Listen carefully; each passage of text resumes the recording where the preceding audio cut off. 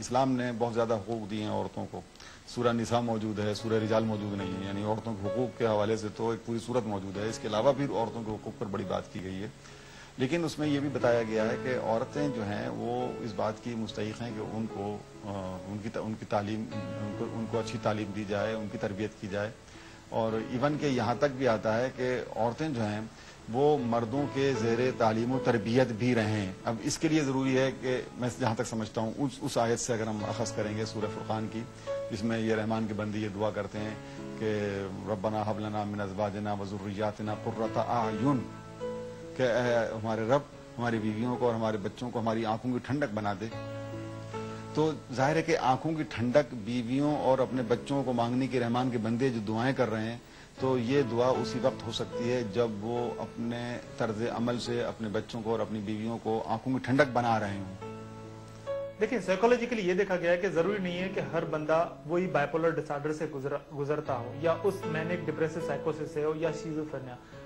आजकल माशरती ऐसा है कि जैसे मैंने आपको बताया कि मेल डोमिनेंट एरिया होता यह है कि इंसान को स्ट्रेस किसी और चीज का होता है। आपको ऑफिस में कोई मसला हो रहा है आपके बॉस की तरफ से, तो वो हमने देखा है कि अपने से कमतर, जैसे बॉस है अपने सबऑर्डिनेट पे शाउट करता है, मर्द जो बेचारा बाहर कुछ नहीं बोल सकता उसके सामने एक ही कमजोर चीज नजर आती है, वो उसकी बेगम, वो उसके ऊपर शाउट भी करता है। कभी कभी बात बढ़ जाती है तो वो उसके ऊपर मारना पीटना भी शुरू करता है। ये एक ठीक है, उसके ऊपर एक स्ट्रेस होता है, उस स्ट्रेस का एक अलग तरीके से इलाज होता है, उसकी साइकोथेरेपी होती है, उसकी अलग मेडिसिन होती है। ये आपके पड़ोस से मुझसे फोन आ रहा है कि यहाँ लेडीज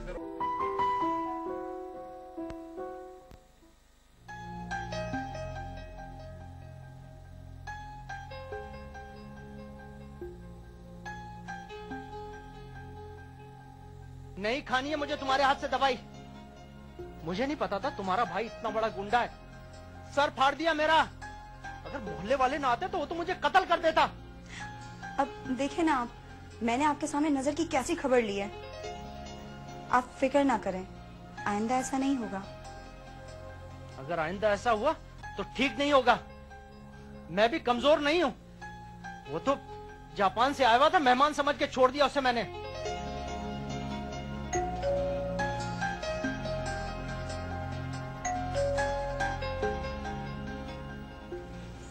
तुम क्या हाल है भाईजान? कोई दिमाग दुरुस्त हुआ या नहीं? मेरा दिमाग तो दुरुस्त है, अपना दिमाग ठंडा रखो, समझे तुम? कोई मेरी बहन की तरफ आंख उठा के देखे, मुझे ये भी गवारा नहीं। और तू मेरी बहन पे हाथ उठाता रहा। अगर तूने आइंदा इस पे हाथ उठाया तो मैं तुझे दुनिया से उठा दूंगा। और सुन, जापान की फ्लाइट रोज जाती है, चलता हूँ।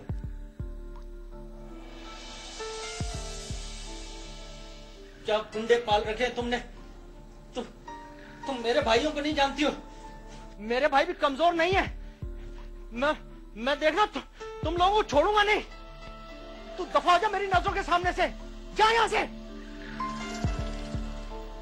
तो मर्द के अंदर जो एक अल्लाह ने रखी है सलाहियत, एक खूबी कव्वामियत की वजह से कि मैं अपने आप को बालादर समझता, तो घर के उस उमूर के अंदर वो बालादर तो होता है। बहरहाल तो औरत उसके मुकाबले पर नहीं खड़ी होती। वो ये समझती है कि मेरा काम कामिल है और मैं बहरहाल इस तरह, एक जिस तरह सीधा हाथ है एक उल्टा हाथ है, तो उल्टे हाथ का काम है इस हाथ को सपोर्ट करना। जब ये हाथ उल्टा हाथ सीधे हाथ की जगह लेना वो शुरू कर दे और सीधे हाथ को कहे कि तुम उल्टा हाथ बन जाओ, तो ये तो नहीं हो सकता है। यानी मर्द को की बालादस्ती बहरहाल इस एतबार से तो वैसे तो जेंडर डिस्क्रिमिनेशन नहीं है, लेकिन घर के निजाम को बनाने के लिए परवरदिगार आलम ने किसी एक फरीक को एक हक ज्यादा दे दिया है, वो है वो शौहर के पास। लेकिन अब इस हक को जिस तरह शौहर यूटिलाइज कर रहे हैं, जिस तरह इसको यूज कर रहे हैं, तो उसमें मिस यूज का अंसर बहुत ज्यादा गालिब आ गया। अब मर्द हजरात जो हैं, चूंकि वो खुद दीनी तालीम से बेहरा होते हैं, उन्हें खबर ही नहीं होती है, वो ये समझ रहे होते हैं कि मैं हुक्मरान हूँ बस और ये मेरी रियाया है। ये तसव्वुर गलत है। अब बुला अपने भाई को, वो आके तुझे बचाएगा। मैंने उसे नहीं बुलाया था, वो तो खुद ही। हाँ वो खुद ही, तेरी चीखें वहां तक पहुंची थी ना। ले ये ले फोन कर और जापान फोन कर कि वो आए तुझे बचाने के लिए मुझसे। जब देखो अपने भाइयों का ताना देती रहती है मुझे। ले कर चीख, और जोर से चीख, बुला अपने भाइयों को। वहां से आवाज दे, चिल्ला जोर से, वो तुझे बचाने आएगा। बकवास करती रहती है हर वक्त मेरे से।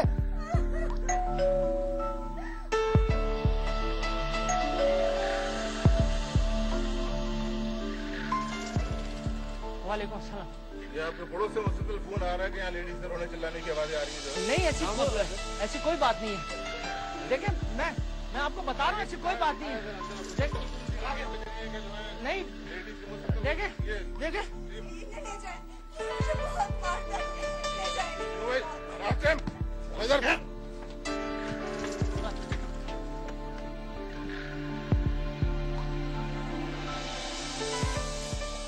कभी कभी ऐसा भी होता है कि औरत बिल्कुल अजीब गरीब तबीयत की होती है, अगर मिजाज में हमआहंगी नहीं है, मुताबिकत नहीं है ज़हनी, तो वहाँ पर आलीदगी भी होगी, दूरी भी होगी, लड़ाइयाँ भी होंगे, झगड़े भी होंगे। अब वो मुख्तलिफ माहौल में मुख्तलिफ किस्म की बातें हो सकती हैं। देखिए कुरान करीम ने हमें ये बताया है कि वो औरतें जो नुशूज़ का इर्तिकाब करती हैं, नुशूज़ का मतलब होता है बगावत। अब वो औरतें तो अलग हैं जो बगावत ही नहीं कर रही, जो नाफरमानी नहीं कर रही, लेकिन जो औरतें नाफरमानी कर रही हैं, मर्द ने कोई बात कही है उसको एक्सेप्ट नहीं कर रही, जायज बात। मर्द ने अगर कोई किसी किस्म की पाबंदी लगा दी है, जायज, उसको एक्सेप्ट ही नहीं कर रही है, लेकिन वो बगावत पर उतरी हुई है, वो नाफरमानी पर आमादा है। उस बंदे को एक साइकेट्रिस्ट की जरूरत होती है, एक साइकोथेरापिस्ट की जरूरत होती है, ताकि वो माशरती जो उसके ऊपर स्ट्रेस है वो ये ना करे कि एक खुद से कमतर जिसको महसूस करता है, कमतर कोई नहीं है, लेकिन वो बंदा ये महसूस करता है कि इसी के ऊपर गुस्सा निकाला जाए, उसको किसी भी डॉक्टर से रजू करने में कोई हर्ज नहीं होनी चाहिए। अगर वो बंदा खुद महसूस करता है कि बार बार उससे ये प्रॉब्लम हो रही है तो खुद जाए और डिस्कस करे। अगर वो खुद नहीं करता है तो मैं फिर वही कहूंगा कि उसकी बेगम उसके साथ कोऑपरेट करे और अपने बड़ों को इन्वॉल्व करके उस बंदे को किसी डॉक्टर या किसी साइकियाट्रिस्ट के पास लेके और उसका जो भी है साइकोथेरापी हो या मेडिसिन की जरूरत हो, ताकि वो आइंदा उस फेजेस से ना गुजरे।